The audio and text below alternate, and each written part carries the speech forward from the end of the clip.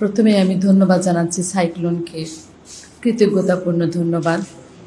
Cyclone যে আমার পরিবারকে এবং আমাকে, আমার বাবাকে এতটা সম্মান দেখিয়ে আজকের এই অনুষ্ঠানের আয়োজন করেছেন সেই জন্য। আর আপনারা যারা অনুষ্ঠানের শুরু থেকে এখনো বসে ধৈর্য সহকারে এই অনুষ্ঠান সফল করার জন্য এবং দোয়া মাহফিলে অংশগ্রহণ করার জন্য বসে আছেন, আপনাদেরকে ধন্যবাদ। মঞ্চে আজকে সভাপতি আছেন সেলিম আউয়াল ভাই, আছেন কালাম আজাদ সাহেব, আছেন ফরিউদ্দিন সাহেব এবং কেন্দ্রীয় মুসলিম সাহিত্য সংসদের সাধারণ সম্পাদক সৈয়দ মবলু ভাই এবং খসরু ভাই।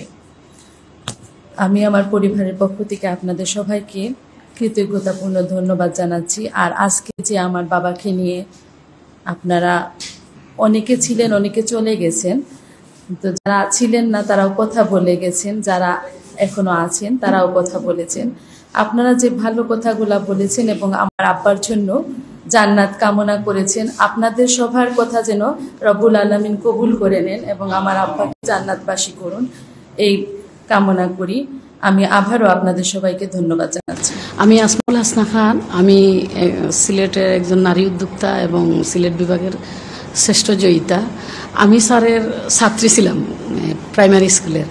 তো আমি যখন ক্লাসে প্রথম ভর্তি হই তখন থেকেই ক্লাস 1 থেকে প্রাইমারিতে এই স্কুলেই করছি, জাতীয় শিক্ষা কেন্দ্রে।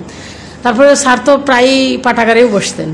পারিবারিকভাবেও আপার সাথে বা স্যারের সাথে আমাদের অনেক সম্পর্ক। আমার আব্বা আম্মার সাথে আমি প্রায়ই বাসায় যেতাম, স্যারে দেখতাম। এরপরে লাস্ট যেদিন গেলাম স্যারে আমার চিনছেন, তারপরে কথা কইছেন, আমার আব্বার কথা জিগাইছেন, আমার আম্মার কথা জিগাইছেন। আমার আব্বাও 1.5 বছর হয়েছে মারা গেছেন।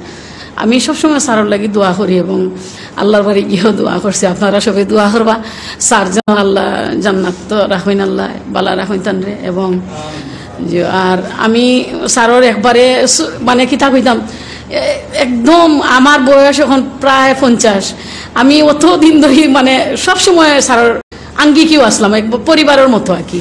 এবং ইসমত আফার সাথে আমার অনেক ভালো সম্পর্ক এবং পরিবারের সবার সাথে, ইমনের সাথে সবার লগে আমি প্রায় সময় পাইলে স্যারে দেখা যেতাম বা যেন পাইতাম স্যারে আমার চিনিলিতা দেখতা, কইতা মাতাইতা, কইতা আসমা কিতা কররা, বালা আসনি, বা তোমার আব্বা কিতা কররা। এটা মনে হইতো না যে কোনো সময় স্যার আমার স্যার আসলা, মনে হইতো আমার অভিভাবক আমার আব্বা, আমার আব্বার তুল্য আর কি। আমরা সবসময় তানরে আমি আমার আব্বার তুল্য মনে করি, এখনো মনে করি।